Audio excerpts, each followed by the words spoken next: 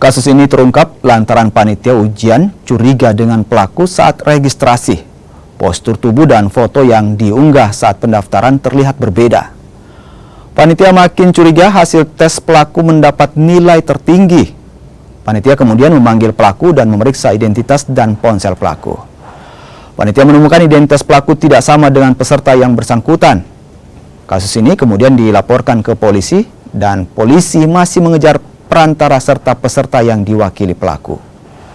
Yang mana posisi modus operandinya yaitu waktu verifikasi wajah joki yang datang, tapi waktu pendaftaran peserta yang pertama mendaftarkan, tapi pas verifikasi wajah joki yang mendaftar, sehingga pas waktu tes joki tersebut lolos verifikasi wajah dan ikut melaksanakan ujian.